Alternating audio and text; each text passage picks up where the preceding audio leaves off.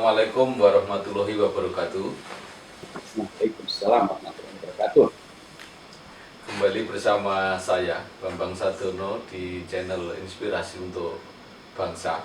Mudah-mudahan channel ini bisa benar-benar memberi inspirasi, memberi motivasi, memberi edukasi, informasi, syukur-syukur juga bisa memberi solusi.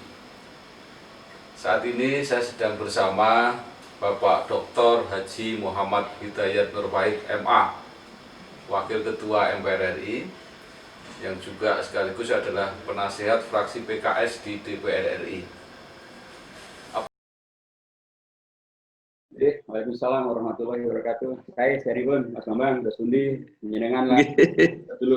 Iya, Pak Hidayat, mungkin masih ingat saya dulu pernah menulis buku ini, 100 tokoh inspirasi Jawa Tengah, ini termasuk Bapak ada di sini. Saya dulu pernah janji kalau kapan-kapan saya wawancarai lewat televisi TVRI Jawa Tengah, tapi karena ada pandemi, program itu sekarang tertunda. Nah, ini malam hari ini sebagai ganti kira-kira begitu. Pak Hidayat, kita langsung saja. Tema kita sekarang adalah mendiskusikan mengenai rancangan undang-undang himpunan haluan ideologi Pancasila. Ini sebenarnya belum jadi keputusan DPR, Pak, jadi masih di balik sekarang ya? Ini masih keputusan paripurna DPR untuk menjadikan rancangan undang-undang ini sebagai rancangan undang-undang inisiatif dari DPR. Tetapi harus matur bahwa sesungguhnya keputusan menjadikan sebagai rancangan undang-undang inisiatif itu juga ada masalah. Karena kami dari PKS dan juga dari Partai Demokrat tidak ikut menandatangani usulan tersebut. Iya. Tapi kalau sudah resmi menjadi keputusan DPR, berarti proses selanjutnya kan tinggal membicarakan dengan pemerintah, Pak Hidayat ini. Secara prosedural secara prosedural demikian, tetapi kan pertama sekarang di tingkat Balek sendiri masih di dalam panja sinkronisasi, jadi masih di internal Balek. Jadi kemudian Balek mestinya segera mengirimkan surat. Pertama di internal DPR sendiri ini apakah akan hanya dibahas oleh Balek atau kemudian melibatkan komisi-komisi, dan kemudian pun tentu itu akan kemudian dimintakan pendapat dari masing-masing fraksi untuk kemudian dibahas berikutnya. Ini belum sampai ke sana, apalagi ke pemerintah itu juga belum disampaikan surat. Setahu saya belum ada surat kepada pemerintah. Tetapi yang kemudian terjadi sekarang ada dua perkembangan yang sangat unik. Pertama, hampir seluruh ormas Islam, seluruh ormas Islam saya katakan begitu, dari Muhammadiyah, dari MUI, tadi dari NU, tadi juga dari Majelis Ormas Islam, ada 13 ormas Islam bergabung di sana. Sebelumnya bahkan Pak Jenderal Purnawirawan Tri Sutrisno sebagai sesepuh Pabri, mereka malah geruduk bahasa medianya ke kantornya Pak Mahfud MD. Sikapnya sama dengan sikap dari beberapa ormas-ormas Islam, termasuk juga dari kalangan cendekiawan, termasuk Pak Dr. Yudi Latif, mantan Ketua BPIP. Beliau juga sama sikapnya, intinya adalah mengkritisi dan menolak dan agar ini tidak dilanjutkan. Nah, yang menarik hari ini pernyataan dari Pak Mahfud MD yang konferensi bersama dengan Menteri Hukum dan HAM menyampaikan bahwa pemerintah menyarankan kepada DPR untuk menunda pembahasan dan untuk kemudian lebih fokus lagi mengatasi dan mendengarkan aspirasi dari warga untuk kemudian lebih fokus mengatasi COVID-19. Jadi ini perkembangan yang ada terkait dengan rancangan undang-undang haluan ideologi Pancasila itu. Ya, Pak Hidayat. Ini kan ujungnya dihentikan oleh pemerintah setelah polemiknya begitu keras. Nah, saya ini mau tanya, ini kan sebenarnya berarti prosesnya sudah lama bergulir di balik itu, Pak. Di balik dibahas pertama kali tanggal 8 April, Pak ya. April mulai dibahas, kemudian saat itu sebelumnya juga ada, mohon maaf, dengan pendapat dengan dua pakar gitu ya. Kemudian mulai dibahas di balik tanggal 8 itu. Tanggal 22 April itu masing-masing fraksi memberikan pandangan ini fraksinya di dalam balik. Nah, di situ sesungguhnya sudah tidak satu kata sesungguhnya. Ya. Kalau terkait dengan usulan untuk memasukkan TAP MPRS nomor 25 atau 66, itu mayoritas fraksi mengusulkan, tapi memang ada yang tetap menolak gitu ya. PKS termasuk yang mengusulkan, dan ketika kemudian kesimpulan, maka ada 7 fraksi yang tetap mendukung itu ditindaklanjuti ke paripurna. Ada fraksi yang menarik di catatan bahwa kami setuju dilanjutkan bila usulan PKS terkait dengan memasukkan TAP MPRS nomor 25 tahun 66 tentang pelarangan PKI dan komunisme diterima. Bila kemudian TAP pasal 7 atau pasal 6, ini ada 2 naskah yang berbeda, terutama pasal ayat 2 dan 3 terkait dengan Pancasila menjadi Trisila, menjadi Ekasila, ada ketuhanan yang berkebudayaan, itu dicabut bila ada beberapa catatan yang lain. Tapi ternyata catatan kami tidak diakomodasi, karenanya ketika kemudian diajukan oleh Balik usulan dan ketika dibahas kami tidak menolak. Ketika kemudian dari Balik mengusulkan kepada paripurna tentang rancangan undang-undang ini, dari 9 fraksi, 7 fraksi menandatangani mengusulkan. 2 fraksi tidak menandatangani, artinya menolak untuk mengusulkan. 2 fraksi itu adalah Demokrat dan PKS. Nah, di paripurna, karena tidak diberi kesempatan untuk bicara, PKS menyampaikan berbicara, sekalipun di mic-nya dimatikan, intinya PKS menolak karena usulan yang ternyata usulan PKS itu nanti itulah yang menjadi keberatan publik gitu. Hampir semua publik keberatannya sama tentang masalah TAP MPRS nomor 25, tentang masalah Trisila Ekasila dan seterusnya. Jadi itulah pertanyaan, Pak. Jadi memang pembahasan sejak April yang lalu, tetapi kemudian eskalasinya demikian luar biasa, dan sekarang baik pemerintah maupun ormas-ormas Islam maupun juga kami PKS sama pendapatnya bahwa sebaiknya ini memang dalam tanda kutip tidak dilanjutkan. Jadi Pak Hidayat, ini kan kalau melihat materinya undang-undang ini kan bukan sekedar undang-undang implementasi, artinya yang teknis seperti misalnya KUHP dan sebagainya, tapi ini kan undang-undang yang fundamental, yang secara politik memerlukan kesepakatan yang besar. Tapi kenapa seolah-olah kok wacana publiknya nggak pernah terdengar ya, sehingga masyarakat tahunya terlambat. Kenapa ya, itu? Ini mungkin yang harus jawab dari pengusul, Pak ya. Yang mengusulkan ya harus yang jawab, dan mestinya mereka yang mensosialisasikan mengapa kok tidak dibuka ke publik. Tapi kalau sikap PKS sih kami sampaikan ke publik, Pak, bahwa kami melakukan penolakan sejak di Balai, kemudian dari itu kami sampaikan di habis semuanya ada di data di media cetak maupun media sosialnya, semuanya ada. Tapi betul menyenangkan bahwa ini rancangan undang-undang yang tidak seperti rancangan undang-undang biasa, karena ini apalagi kalau kita baca nanti di pasal 4 itu memposisikan rancangan undang-undang kayak GBHN, Pak. Malah barangkali setara dengan Pancasila itu sendiri, karena dia akan menjadi induk dari seluruh kebijakan, dari seluruh program-program yang akan dibuat oleh pemerintah maupun juga ini jadi kayak GBHN gitu. Padahal ini kan rancangan undang-undang yang judulnya Haluan Ideologi Pancasila, tapi kok malah itu satu sisi. Sisi yang kedua, kemudian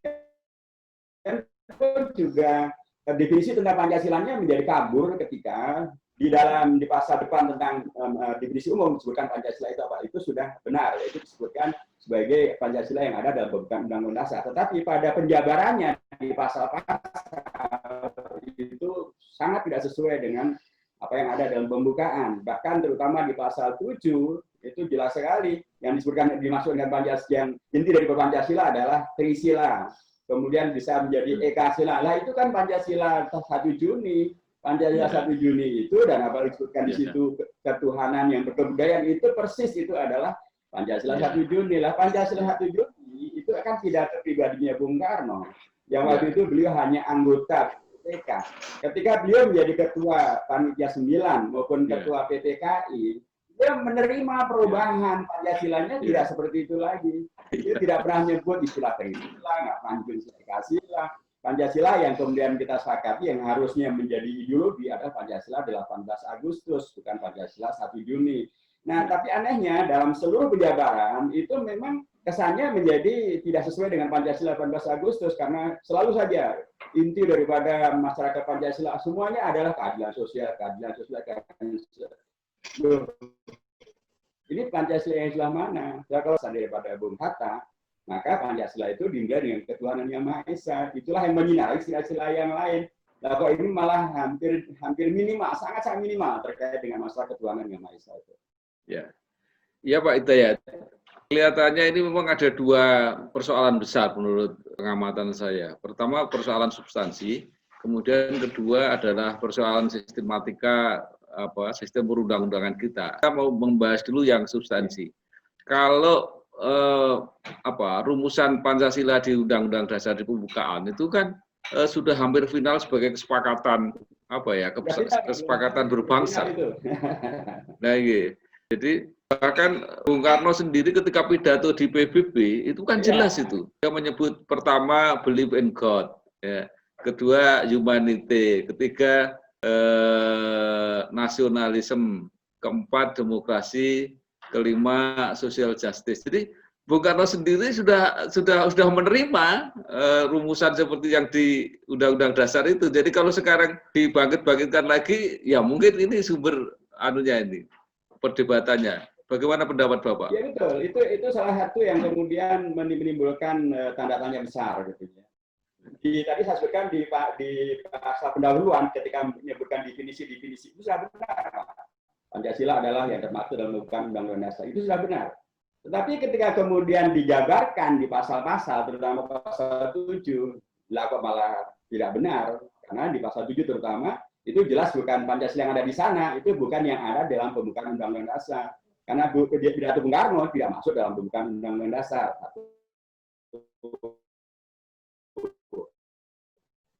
Pidato Bung Karno maksud saya yang bukan budaya, itu semuanya nggak ada dalam Undang-Undang Dasar. Padahal di depan pengusul dan aturan yang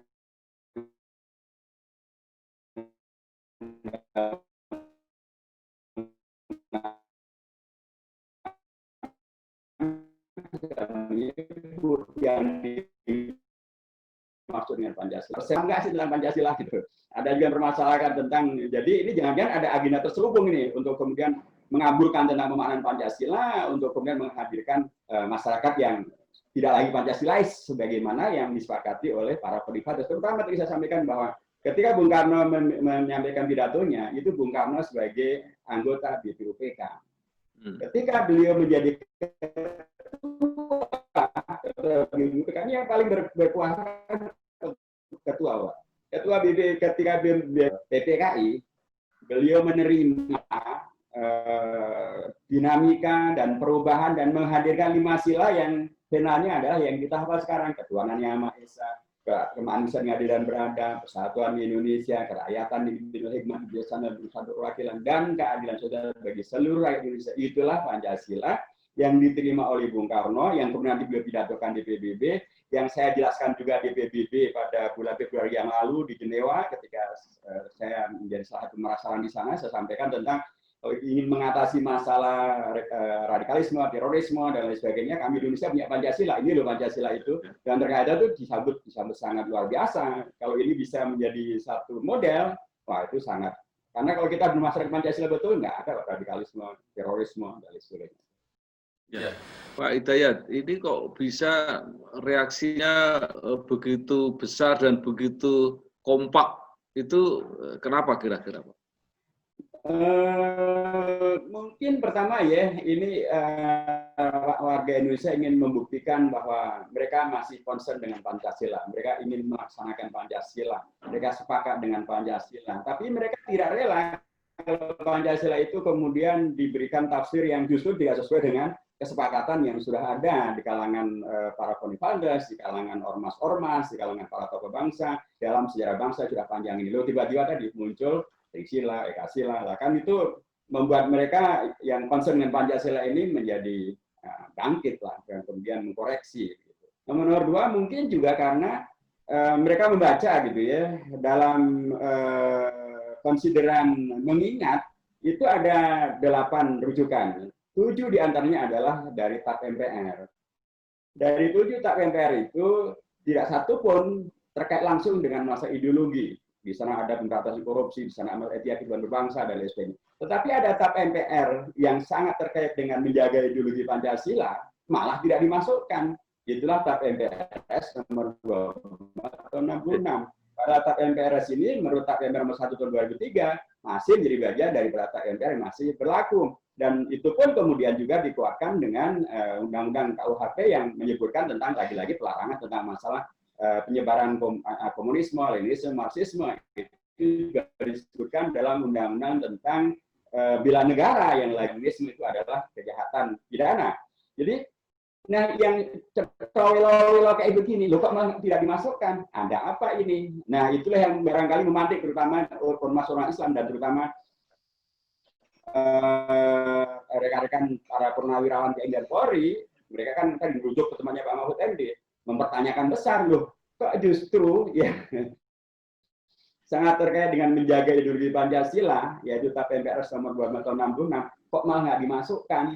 Yang lain-lain kok dimasukkan, padahal judulnya tentang haluan ideologi Pancasila. Harusnya sebagaimana yang lain dimasukkan, ini mestinya juga dimasukkan. Ketika tidak dimasukkan tadi muncul pertanyaan besar. Nah, kemudian mereka cari ini siapa yang mengusulkan, siapa ketua panjangnya. Nah, itu semakin menghadirkan sikap kritis dari publik. Ya, alhamdulillah akhirnya PDIP secara terbuka melalui Pak Sekjennya menyampaikan bahwa mereka bisa menerima TAP MPRS nomor 2 tahun 8 tentang pelarangan PKI dan penyebaran ajaran komunisme, Marxisme, Leninisme dan sebagainya masuk di dalam konsideran mengingat dalam undang-undang ini, dan mereka juga sepakat untuk menghapus pasal 7 yang menyebutkan Trisila Ekasila. Itu bagus tentu saja. Cuman ya ini masalah sudah menjadi amat sangat ke publik dan mereka akhirnya membaca semuanya. Dan ketika mereka baca, permasalahannya memang menjadi melebar kemana-mana. Ini ternyata tidak hanya terkait dengan TAP MPRS nomor 25, ternyata tidak hanya terkait dengan masalah Ekasila Trisila, ternyata seperti yang Pak Bambang sampaikan tadi, kontennya pun juga bermasalah. Maksudnya iya kemudian hanya undang-undang ini menjadi kayak undang-undang induk, dan apalagi kemudian pun juga hampir seluruhnya di situ memposisikan bahwa ciri masyarakat Pancasila, tujuan masyarakat hampir seluruhnya ada keadilan sosial. Loh kok tidak ada persatuan Indonesianya, permusyawaratannya, keamanan dan beradabnya, ketuhanan yang Maha Esa-nya sangat minim, Pak. Ini terus ini Pancasila yang mana? Itu kan kemudian ketika lagi orang concern dengan Pancasila yang sebenarnya dan sudah diterima sebagai ideologi bangsa dan menjadi common platform dan kemudian sekaligus sebagai dasar negara, ya wajar kalau menurut saya sih. Dan mungkin dari segi disguise-nya kemudian pemerintah bisa melihat secara langsung bahwa bangsa Indonesia, umat Islam di Indonesia begitu luar biasa yang membela Pancasila dan mereka sudah menyampaikan sikapnya. Ya Pak Hidayat, sebenarnya semua undang-undang itu dibuat kan mesti ada tujuan. Jadi dia antara lain kan harus ada kemanfaatan yang diperoleh dari adanya undang-undang itu selain keadilan dan kepastian hukum. Nah, kalau menurut Pak Hidayat sebenarnya apa ini tujuan undang-undang ini yang ingin dicapai? Ya, sekalipun nyun sewu ya, saya bukan pengusul ya, dan saya juga bukan anggota balik, tapi saya dari beragam hal yang saya baca dan saya dengar dari kawan-kawan di balik, ini di antara ya yang ditangkap bahwa tujuannya adalah untuk memberikan landasan hukum terkait dengan masalah haluan ideologi Pancasila untuk kemudian bisa disosialisasikan menjadi tujuan bagi semuanya. Dan kalau itu tujuannya menurut saya sih ya manfaatnya malah menjadi sumir ya, karena kontroversinya menjadi luar biasa. Sebab kalau hanya begitu saja, lah kan sudah cukup dengan Undang-Undang Dasar, sudah cukup dengan pembukaan Undang-Undang Dasar.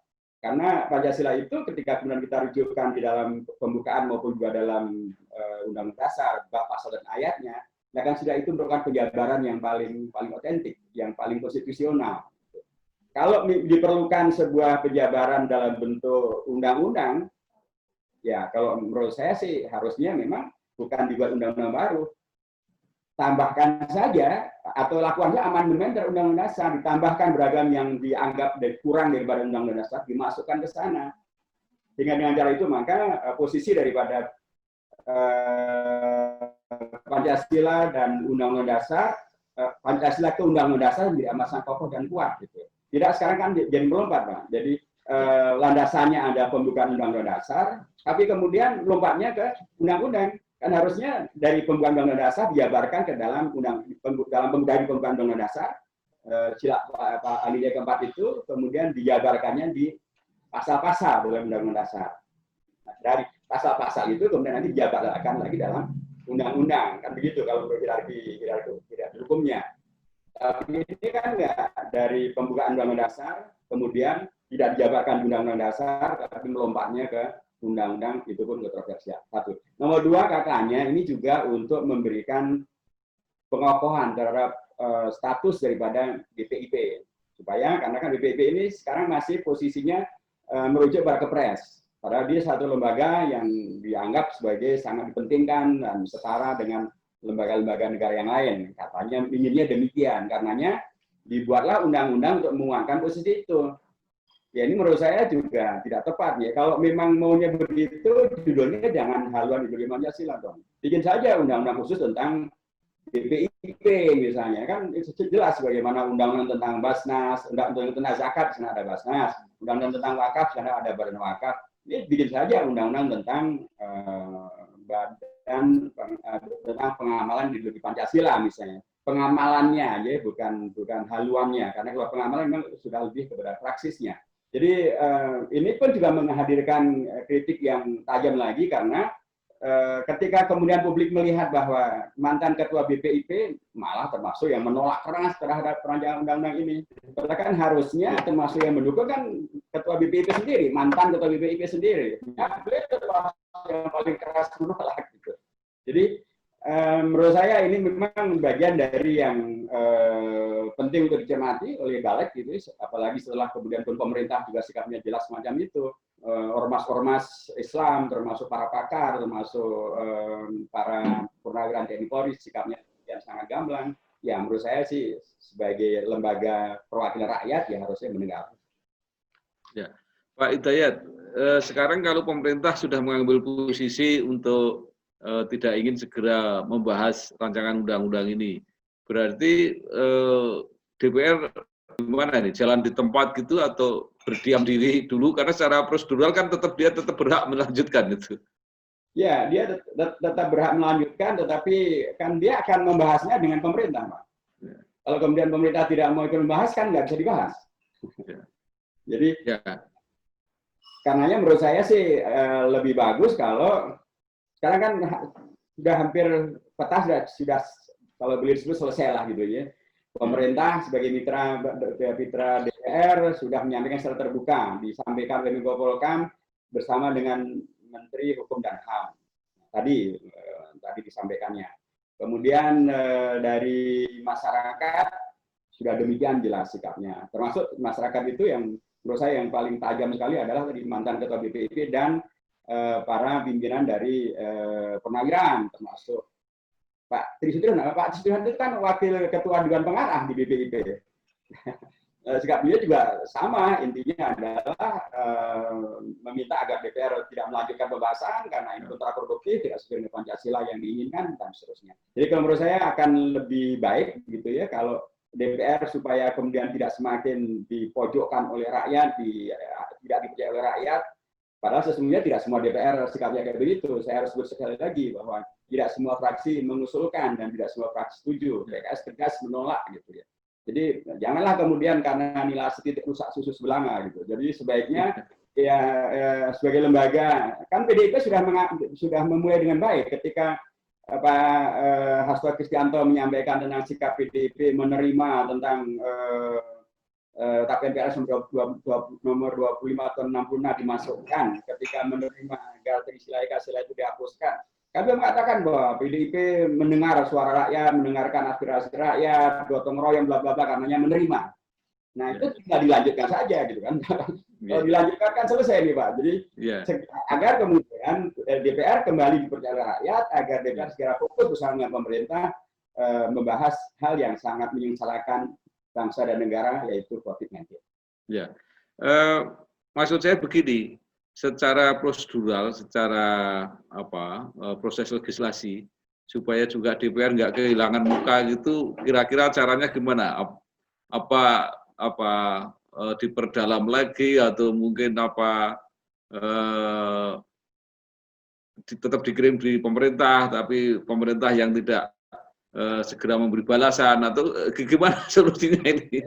Ya, tadi ada pernyataan saya yang muncul di beragam media ya, termasuk di Antara, di Pos, di Republika, di Tribun dan lain sebagainya. Jadi saya sampaikan ada dua hal paling tidak. Pertama, secara prinsip DPR balik perlu mendengarkan dengan serius apa yang menjadi masukan dari kritik, masukan saran dari rakyat. Karena sebagai lembaga perwakilan rakyat ya wajarnya demikian. Satu. Nomor dua, penting betul memahami bahwa ini kan rancangan undang-undang itu awalnya diusulkan oleh PDIP, oleh fraksi PDIP. Dan kemudian fraksi PDIP melakukan perubahan sikap dengan dalam dua hal tadi itu.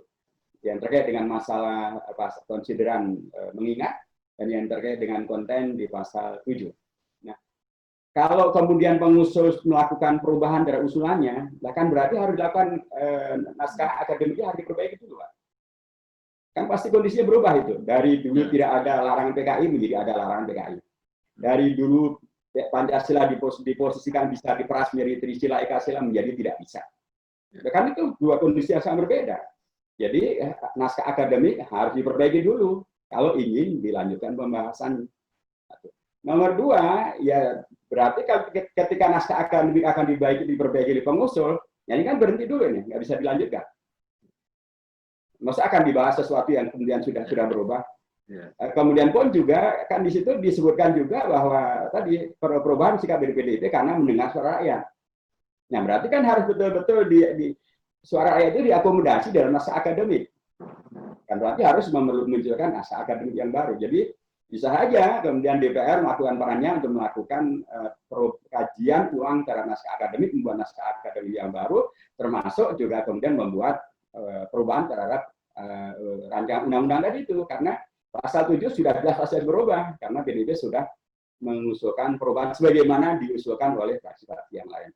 Itu satu. Nomor dua, bisa juga kemudian DPR justru dengan gagah berani mengatakan, sebagai PDIP berani mengatakan tadi, ya kami gentleman, ini memang sudah jadi dianggap saja bahwa masukan dari Pak Tri Sutrisno, dari Pak Yudi Latif, dari ormas-ormas Islam, NU, Muhammadiyah, MU dan lain sebagainya itu adalah masukan dari masyarakat dan mereka orang terhormat. Kami sebagai rakyat, kami mendengarkan mereka.